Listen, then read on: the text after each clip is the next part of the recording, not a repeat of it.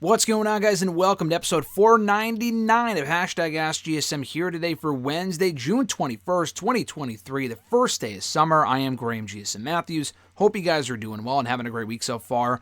One episode off from episode 500, which I am planning currently to have that be a live episode next week. Probably no video, not really necessary, at least audio, so stay tuned for that. What time? I have no fucking clue. Probably at some point in the afternoon, East Coast time. So it'll probably, if I had to take a guess, between 2 and 3 p.m. Eastern. So mark your calendars, be around, put it up in the background at work or what have you. Would love to have as many people join as possible, even if it's just a couple of you, to answer your questions that you send in for that episode, and any live questions in the chat. So I may have a guest or two. We'll see. I'm not exactly sure what the plans are and how it's going to unfold. Would hate to promise anything that would not come to fruition. But very likely we will have someone else on the show in addition to myself, and it will be the 500th episode, which is fucking nuts. I noted on Twitter just yesterday, actually, last week, that was the 500th episode of WrestleRant Radio. These two shows are basically like one and the same as far as when one reaches one milestone, the other one reaches, that same milestone like a week or two later. I started doing these shows in the same year. This one in the summer of 2013, almost exactly 10 years ago.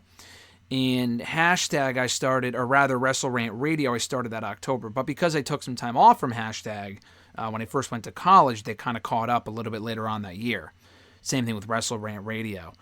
So pretty cool stuff. If you want to send in a question for the big 500th episode, this only comes around once. You want to include your question on that episode. Let's answer as many questions as possible for the 500 episode spectacular. Tweet me on the Twitter machine at WrestleRant with the hashtag AskGSM. Find me on Facebook as well, facebook.com/Graham.gsm.Matthews. Drop your question on the post I usually put up on Tuesday nights, if not in the wall itself. And last but certainly not least, drop your question down below in the comment section on this very video. I'll include your question in next week's edition.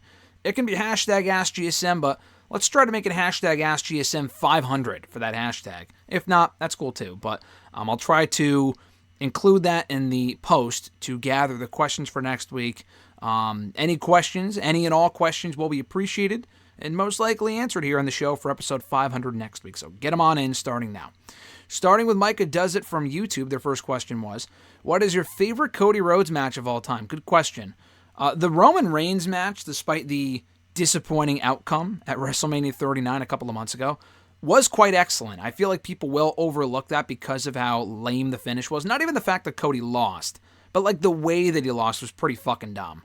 With Solo interfering like it was Clash of the Castle 2022, and just a very lazily executed finish. The match itself, being there live for it, might be biased because of that, but thought the match was awesome. So that match, the Dustin Rhodes match, you can't go wrong with that one. That might be his best ever, to be honest, for Cody Rhodes. That match from Double or Nothing 2019, I was also there for that one 4 years ago, the first ever AEW pay-per-view. The Nick Aldis match from All In the year before that was great. Don't know if that's among his best ever, but it was a great match, though. The Sammy Guevara match, his second match, his first and last matches in AEW were quite great. That Dustin Rhodes one being first, and the Sammy Guevara one being last. That was an outstanding match. The latter match on Dynamite, any of the matches with Rollins, but specifically the Hell in a Cell one. I was there for the first two at Backlash and at WrestleMania. I was not there for the Hell in a Cell match. I still think the Hell in a Cell match is among his best. It's still the best of that bunch, among his best ever. So it's hard to pick just one, and those are all recently too, not to mention any of the matches from many years ago. Like from his first run in WWE, he had some really good matches, but none that would stand out among his best, except, he had a really good match on Raw. I remember Labor Day 2013, him and Orton. If he won, I think Dusty got his job back, or no, if Cody lost, he'd get fired, or whatever the stipulation was, and he lost. But a little bit later on that year, a Battleground, about a month later, him and Goldust against The Shield. Phenomenal matchup, and still one of the best matches in recent WWE history in the last 10 years, and of his career. So I know you didn't ask me this question, but like if I had to create a Mount Rushmore of Cody Rhodes matches, like among his best ever, and again, that's not even including the matches from outside of WWE and AEW as well, and I'll get to that in a second, but If I had to do a Mount Rushmore, it would probably be the Dustin Rhodes match, the Goldust tag match against The Shield from 2013, the Dustin Rhodes match being the one from 2019, not that terrible Fastlane match from 2015, which was botched and rushed and a disappointment.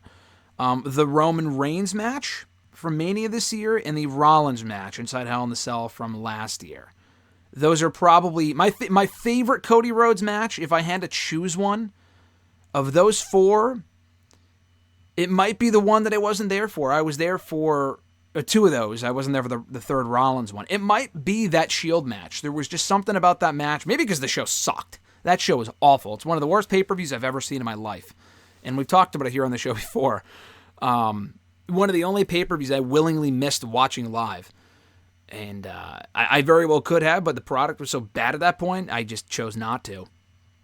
But anyway, that match still stands out. It might be that match. But just some honorable mentions real quick. Any of the Ring of Honor matches, he had some really good matches in New Japan as well. Didn't catch all of them, but he had a couple good matches with Juice Robinson.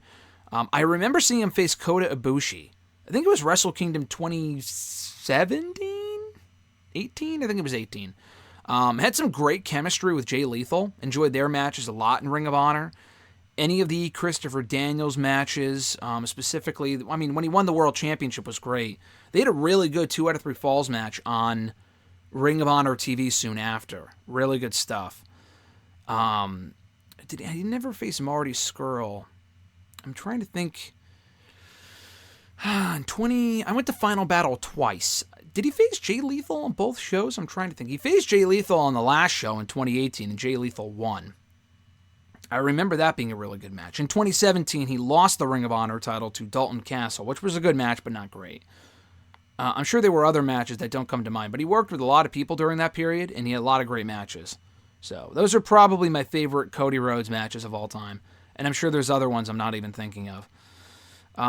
His second question, if Money in the Bank existed in the Attitude Era, who would be in the match and who would you have win the briefcase?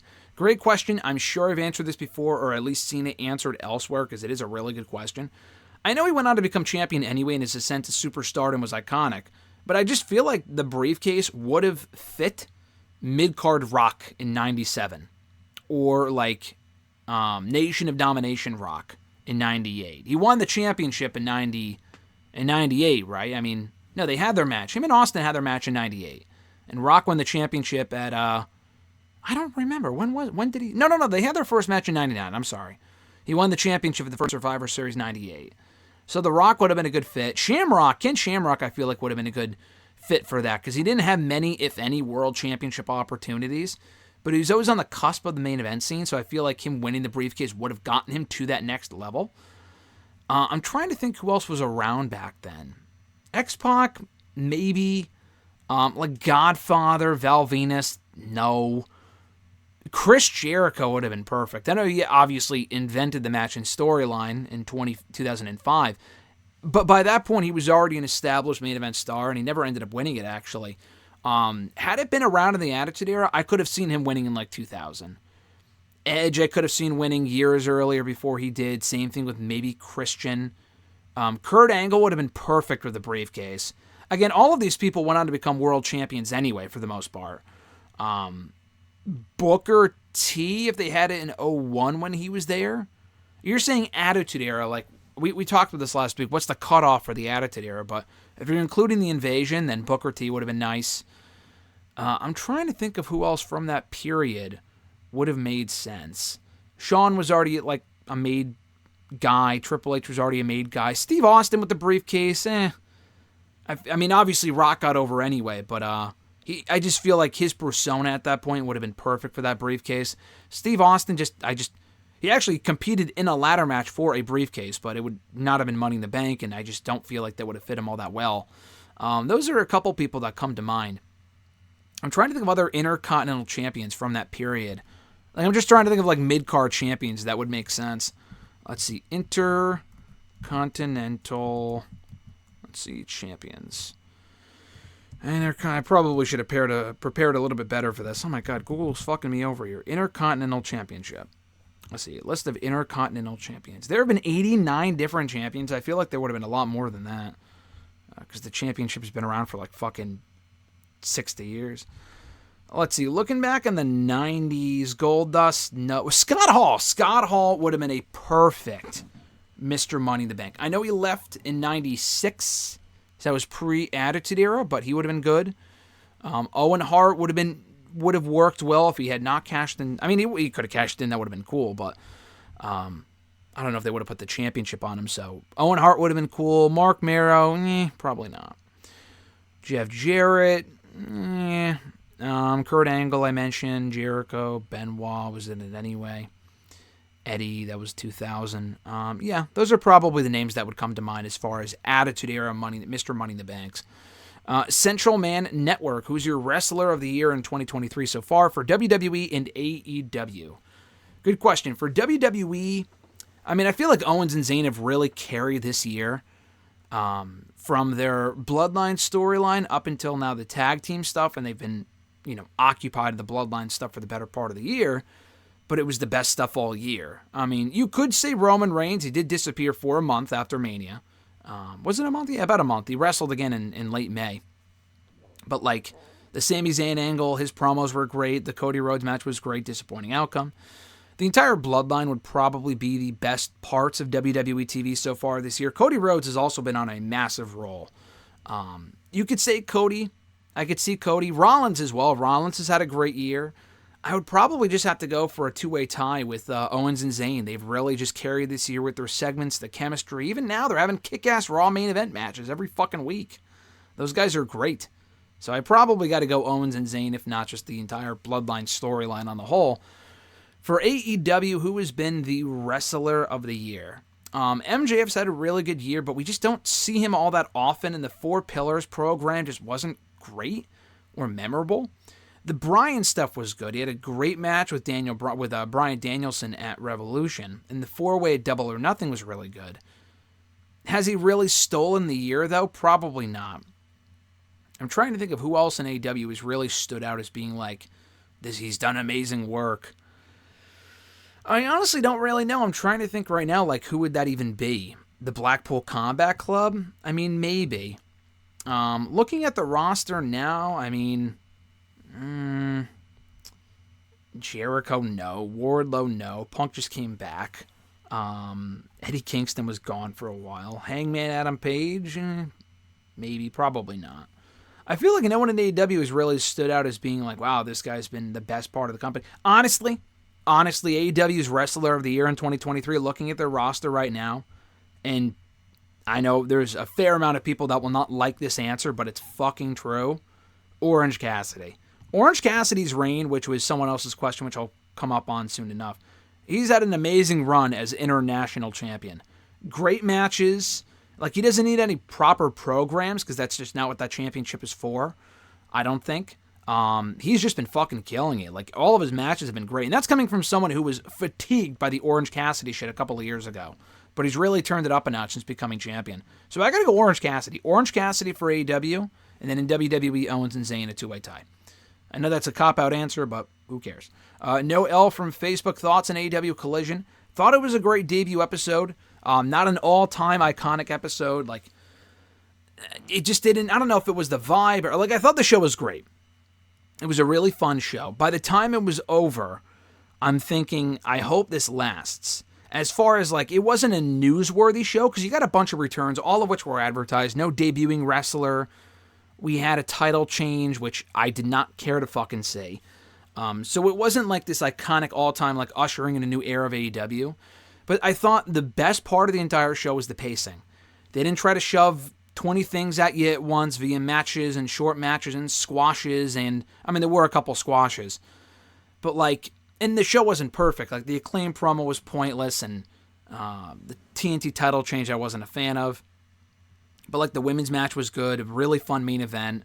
I hope we could just get some consistent storytelling on the show from week to week and big angles to set stuff up and just not random fucking matches every single week.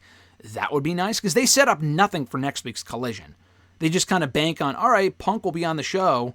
That'll be enough to get you looking forward to it. I mean, I guess. I mean, it is for me, for the vast majority. I'm not sure. The next couple of weeks will tell the tale of how successful of a show it'll be on Saturday nights in the ratings. But I thought it was a really good debut episode. In-ring action delivered. A bunch of familiar faces coming back, Andrade and Miro and Punk obviously being back. We saw Scorpio Sky resurface in a pre-tape. So I like the roster they put together for that show. I just hope it can feel as important as Dynamite does. And even Dynamite is not a great show every single week. I thought last week's show was one of the best they've probably have ever done, honestly. Just a really hot show. I hope Collision can match that and be a nice alternative to Dynamite for anyone who doesn't like the elite stuff. They can slow stuff down, tell different, if not better, stories on Saturdays and get a good roster out of it and give some spotlight to people that we don't see ordinarily or at least too much of on Wednesday nights. Their next question, who should win the men's and women's Money in the Bank matches this year? I've answered this, I think, every fucking week for the last month now. My updated, not picks, you're asking me who should? LA Knight and Io Sky. I'm not straying away from that. My pick as far as who I think will win has probably changed, as you can imagine. We'll talk more about that in our Money in the Bank prediction show next week on WrestleRant Radio, but I still maintain after the reaction that LA Knight got after Raw this week, during Raw this week, on Raw, he should fucking win. It's a crime if he doesn't. Io Sky, I'm not as confident. I mean, even LA Knight, I'm not confident in him winning, but I just look at the women's one and like Bayley shouldn't win, Becky shouldn't win, definitely not Trish. Zoe would be great, but I don't know. She might not be. That might be a little too soon for her. And then Zelina, probably not. So I just look at Io and be like, all right, Io should win. To me, I don't know if she will. I think Bayley might, Bayley might cost her that win. Bayley might cost her the briefcase. I hope that's not the case and Io just wins, but I guess we'll find out next weekend. At Iwagu91, their first question was from Twitter. Your thoughts on Maxine Dupree being with Alpha Academy instead of MMM? That being Maximum Male Models, obviously. We haven't seen them in a long time. I don't know if they were planning to repackage them. That was the rumor at one point. I don't know what's going on with them. It's been fine. It's been a nice little undercard story. Chad Gable has gotten over again as a result of it, which is great. The entire group, really. It's a nice little story. I mean, Triple H has had a tendency since he took over to drag out stories with no real resolution. The whole Nikki Cross crap with Candice LeRae went absolutely nowhere after fucking 5 months. It's had no resolution. At least they've been on the show every week and it's been entertaining. It's dragged on for a long time now, but it has been entertaining and it had a nice, I guess, end game with Maxine just joining them as opposed to just her and Chad fighting over Otis. Second question from @Uwagu91. Your thoughts on Kevin Owens and Sami Zayn's tag team title run thus far? It's been great. I mean, their first match in which they won it, the main event of WrestleMania, was phenomenal. They had a great rematch with the Usos on SmackDown. They've remained in the Bloodline, mix. They main evented Night of Champions in a great match with Roman Reigns and Solo Sikoa. Terrific match there. A good 6-man at Backlash that they lost, but they've had really good matches on TV. They defended the championships recently against Imperium.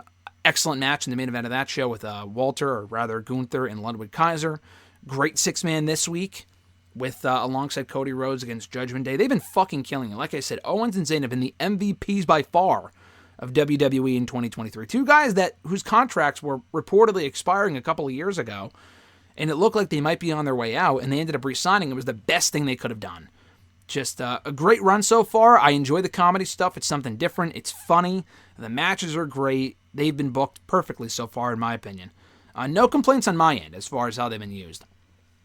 And then his third question, which I mentioned earlier, your thoughts on Orange Cassidy's international title reign. Like I said, I think it's been great. He's had consistent matches against a variety of opponents. Not all main event players. He's not out there facing Kenny Omega and Jon Moxley, but why would he? Honestly, I mean, he's not going to go out there and beat those guys. He probably shouldn't. He shouldn't be beating no-namers like Peter Avalon, but he's beating solid mid-carders, and he's worked his way up, which is nice. So his reign has been great. Honestly, he's been one of the better parts of the product all year. My own opinion, but I could tell based on the reactions he gets, I'm not the only one that feels that way. At Kyle Rochelle 19 from Twitter, their question was, could Drew McIntyre come back in Money in the Bank and lay out Seth Rollins, and that's the World Heavyweight Championship match for SummerSlam? I've seen that theory tossed around. I would love to see it. I don't think it happens for two reasons. One, and this is being the lesser reason. If he attacks Rollins, then he'd be turning heel, which I'm honestly in favor of because he's been a babyface for about 3.5 years now, so it would be something different for him to go back to being a heel. The problem with that, though, is that they're in London. He would get cheered. Rollins would be booed. I know Rollins is uber over right now, but in London, they would cheer McIntyre, I'm sure of it, over Rollins. And they would probably cheer McIntyre. I mean, he might get booed on Raw the following Monday. I just am not confident that they would receive him in the role that they would want him to on that show. So they might want to stray away from that. The bigger second reason being as to why they probably wouldn't do that, I've said this before, my assumption is that they're doing Rollins and Dominic Mysterio at SummerSlam. I know that sounds comical, but I assume they're going to have Cody lose to Dominic in Money in the Bank, probably via Brock Lesnar interference. And they've already had Rollins run through Balor, or they will have him run through Balor in Money in the Bank. He beat Damian Priest 2 weeks ago. There's only one member left unless he faces Rhea Ripley, which would be fucking awesome, but I don't expect that to happen. Rollins and Dominic is the only other match left. And they kind of teased it too a couple of weeks ago. They said, oh, what if Dominic got a shot? And Rollins laughed. I feel like they'll go back to that by having Dominic get the shot at SummerSlam. Obviously not winning, nor fucking should he. And I like Dominic, but let's not get ahead of ourselves here. And that being the SummerSlam main event, because Dominic's really over as a heel right now. And if he beats, whether he wins or loses to Cody, what else do you do with him? And he's been winning a lot since coming to the Raw roster. He really has not lost all that much, at least on his own. So he probably should get a championship shot. So I think Rollins and McIntyre would be a great main event for SummerSlam. I just don't think they would do it on that show. You could do that exact same scenario to close out SummerSlam, and then Rollins and McIntyre is the fall feud over the World Heavyweight Championship. I would do that. I would not be opposed to that. I could see that being a lot more likely. Let's see. At Reborn Again, John Ritland from the Twitter machine and on YouTube. Real Honesty with John Ritland. Check out his content. Does great work. First question was, so with Collision now being on the schedule going forward, will this cause AEW to throw matches onto pay-per-views last minute? I know they only do like 5 a year, but in doing this, they could be straining the relationship with many fans. Yeah, I could see them doing that. I mean, they already do. As of this recording, and this will probably go up closer to Dynamite, we only have 4 fucking matches confirmed for the pay-per-view on Sunday. We have tonight, we have Rampage, which hardly matters, and Collision on Saturday, which is less than a day away from the show. So I'm not really sure why they would wait this long to confirm the rest of the card. I know a lot of the matches won't even matter. It's all just AEW versus New Japan stuff, but like give people a card to look forward to. The main matches sell me on the show. I've said that before. I agree with that. But like they really, in WWE too, should not be waiting until the final week unless it's absolutely storyline necessary to confirm matches for the card. And that's basically what they're doing with this show. I assume they're going to have more than 8 matches. So more than half the card they're adding tonight. That's fucking ridiculous. And waiting until the day before with Collision is even worse. So they already do it a lot, and it's not good, and it's not smart, and they wonder why their pay-per-views sometimes don't have the buzz that they probably should. I don't know what the buy rate for Double or Nothing was. I'd be very curious to find out, because that show was not, the build was awful, and the show itself was fun, but completely inconsequential. I'd be curious to know what the buy rate for that show was. Probably still pretty good. But still, I think they could do a better job of announcing stuff in advance, and I hope that Collision stuff doesn't make that more of a problem with the show being a day before the pay-per-view. His next question, with Logan Paul in Money in the Bank match, in the Money in the Bank match now, is it a lock that they give him the briefcase? Is it a lock? No. Is it a lot more likely? Yes. And I hate to say that, and this is what I was referencing earlier. I want LA Knight to win. I think he should win. I think it'd be dumb if he didn't win. But I do think Logan Paul is going to win the briefcase. I don't know why. I mean, I guess to add star power to the match. But, like, why else would he be in there if he was just going to go in there and lose? That feels like a waste. Unless he's in there to kick off his next program, which I'll get to momentarily because someone brought that up. I'd be cool with that. I'm not confident that they're going to do that, though. So I just feel like they might give him the briefcase. Because, listen, and I've said this before, I like Logan Paul in general as far as a WWE superstar. I also don't even mind the idea of him being Mr. Money in the Bank. I feel like that fits him perfectly. The problem there, though, is that he's not full-time. We just saw Logan Paul and Rollins a couple of months ago, and he should not be a part-time world champion. We already had one of those on fucking Fridays. That was the whole point of the Raw World Championship being created. And moreover than any of that, LA Knight is the guy that's over right now. He's the hot hand. You roll with him. You roll with LA Knight and not anyone else in that match. Regardless of how well it would fit them, it's got to be LA Knight winning that match. So is it a lock? No. Is it very likely? Is he my new pick to win? Unfortunately, yes. John's third question here, non-wrestling related, but with the summer of movies in full swing, what are some that you're looking forward to in July and August? I've said this in recent days to other people. I can't even think of what's coming out this summer. Like I knew this month was busy. And you mentioned July and August, but I will be going to see the Indiana Jones movie. I think I mentioned that before. I've seen the other 4. I'm in the process of rewatching them back again now on Disney+. Great movies. That comes out on June 30th.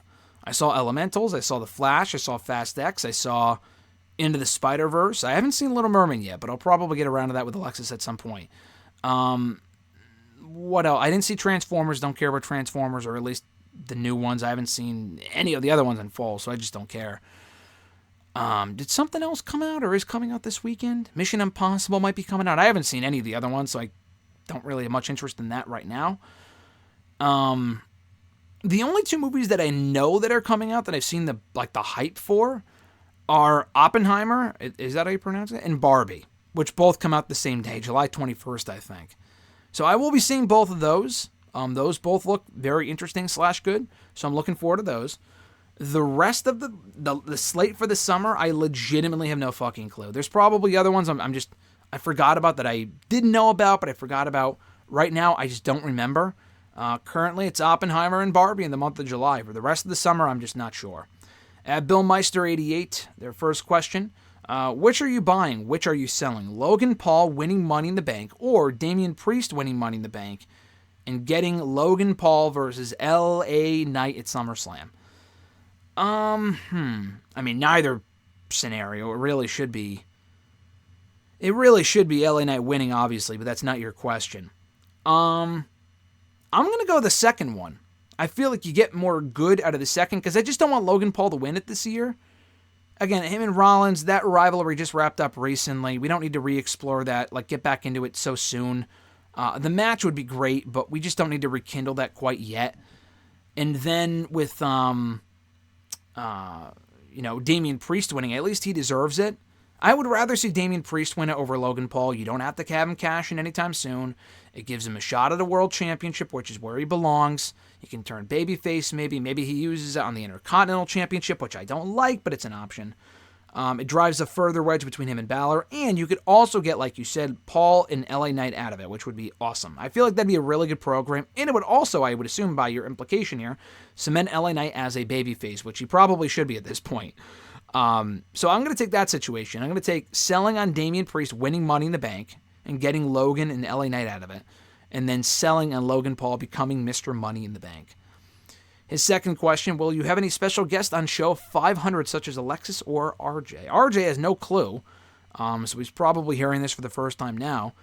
I'll brush it, I'll run it by him beforehand. He'll probably be busy at work that day on a Wednesday, but there's a chance I might give him a call. There's a chance he might join in via phone call, answer a couple questions. I think he was in episode 100, if I'm not mistaken. I think he was 6 years ago. So we'll run it back. We'll get him on episode 500. It wasn't 100. I'm sorry. It was 200. We didn't do anything special for 100, I don't think. So yeah, we'll get hopefully RJ on in episode 500. Alexis is more of a lock. She has discussed wanting to come on. She wants to come on, and it seems pretty feasible I can get her on for the show next Wednesday. So yeah, she'll likely be here live with me answering questions. If not, she'll partake in some form or fashion, but she will very likely be with me in person and not over the phone to answer a couple, if not more than that, questions for next week. His last question, as July looms large, he's got another one, but he says, as July looms large, who are your bets for the first of the WWE cuts? I mean, I hate even to speculate who might lose their jobs. I mean, that would suck. If they were to cut people, I mean, Hit Row would be the popular pick. I hate to say it, but I feel like a lot of people would say Hit Row because they've just done nothing for a long time and they're just a jobber faction to this point. I would say Dana Brooke, but she's gotten a new lease on life in their eyes in NXT. I don't think so. I just still think she's not that good. But she just returned to NXT. That could probably save her from getting fired.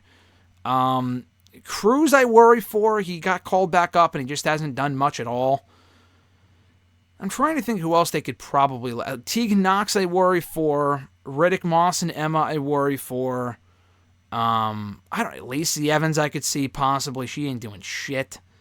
So, Natalya, they'll never get rid of. Anyone that's on Raw pretty consistently, I doubt they would fire. I'm thinking more of the people that aren't really on the show right now they might get rid of, like Riddick Moss and Tegan Knox, which would be terrible because they just brought her back.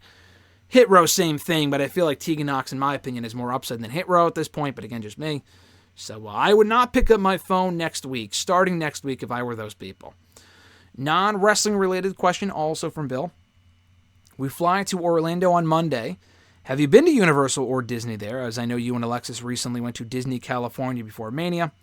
If you have been to Florida, any food place recommendations? Yes, I have been to Disney World. That's where I've been a lot more than Disneyland. I've been to Disneyland twice now. Twice in the span of like 5-6 months. I went there with my brother on a trip we were supposed to take a couple of years ago, back in October. And then I went there before Mania with Alexis in March. So I have not been to Disney. I was actually in Disney 6 years ago this week. That was the last time I was there. I've been there quite a bit as a kid. I was there a lot in elementary school. I think I was there in 7th grade as well. So it was like 10 years in between trips. But I love Disney. Honestly, even more now as an adult than I did as a kid. So Disney's great. I have been to Universal, not in a very long time. I think the last time I would have been at Universal might have been 1, 2, 3, somewhere around there. I was really young. I think that was the last time I might have been there. Any food place recommendations? I'm the worst person to ask because I'm just a big chain guy. I didn't go to Disney, but when I was in Orlando, I was in Orlando 6 years ago, but I was also there for Mania 6 years ago. Didn't go to Disney World then. RJ did the same day he went to Mania, which is a fucking psychotic decision. Yeah, we didn't go to any local places. We went to like Applebee's and shit like that. Again, I'm a big chain guy. So I'll go to like the Five Guys and the Applebee's and the this and the that and all this other Chick-fil-A and all this other dumb shit. Whataburger and In-N-Out and stuff like that. So I did go, when was it? Actually in Tampa. I know this is in Orlando, but when I went to Mania 37 2 years ago, Alexis and I took an Uber ride from where we were staying in Tampa to Clearwater, Tampa, where the Hogan restaurant is. Honestly, really good food there. Say what you will about Hulk Hogan, but he had a really nice restaurant. I really liked the restaurant. I'm not a big drinker or whatever, but the food was great. I like the vibe over there. So if you were near Tampa, I would recommend the Hogan restaurant. It's probably not suitable for kids. A lot of drinking, not a great area over there. Just a lot of people partying and walking around and shit, at least from when I was there last time.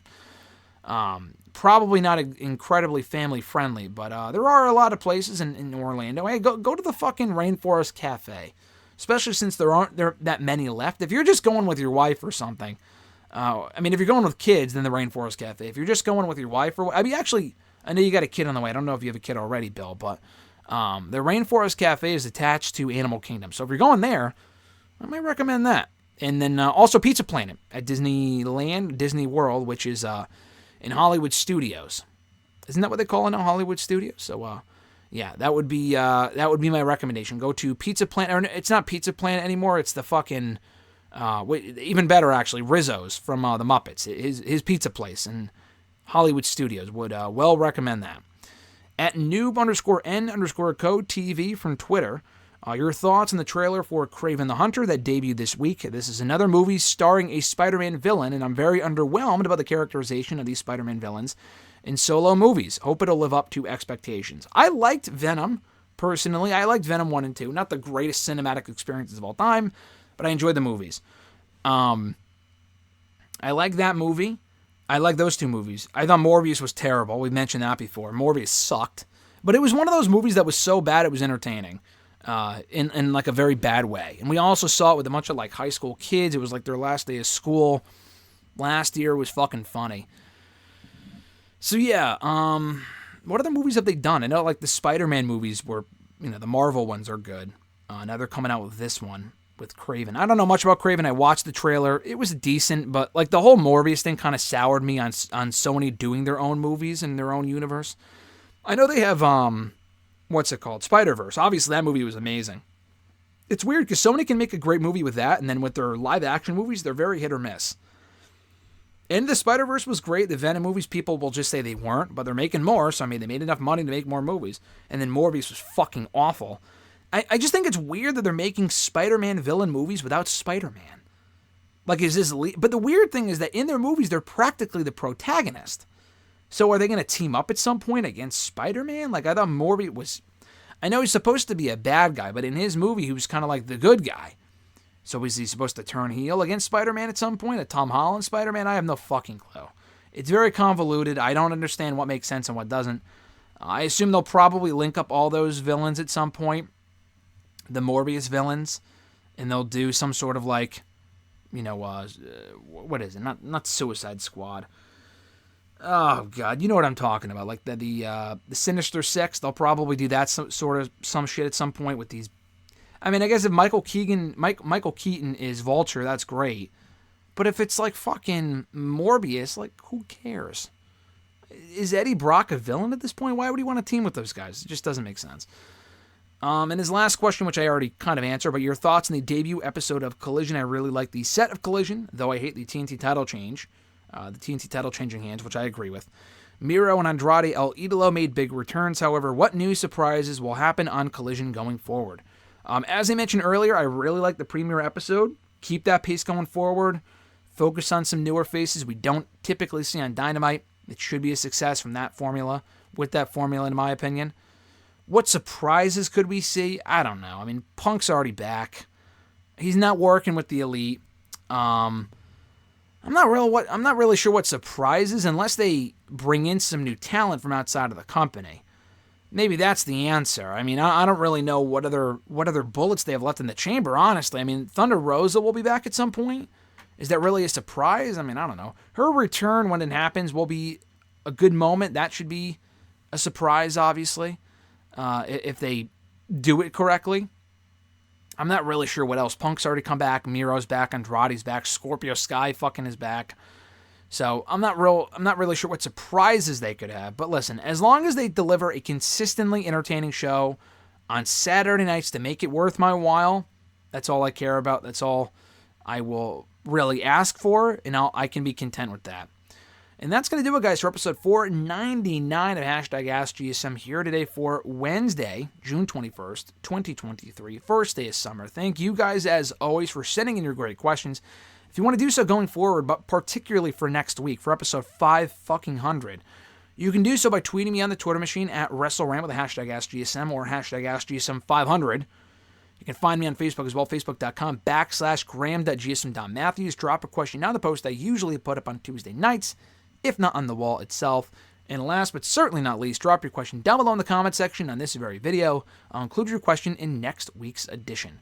Have an awesome one, guys. Like I said earlier, one more time, we will likely be live at some point next week between 2 and 3 p.m. Probably closer to 3, if not later than that. Eastern time, by the way. Could be later. I doubt it would be earlier. That's what the schedule is looking like for next week. It probably will be later, now that I think about it. So just stay tuned to social media. It'll be up at some point on my Twitter as far as what time I plan on doing it. And we'll just randomly go live and answer the questions already queued up, and just answer questions live here on the air, on the channel, when we have not done a live video. I don't think since 2 years ago. I don't know if I did one last year. Haven't done a live YouTube live video in about 2 years, so it'll be fun to get back into that, interact with you guys in real time and live time, as I was about to say, and should be a fun time. So thank you guys so much, as always, for your support of the channel. Can't say it enough. It means the world. I appreciate it. Have a great week. I'm Graham GSM Matthews, and I'll catch your ass down the road.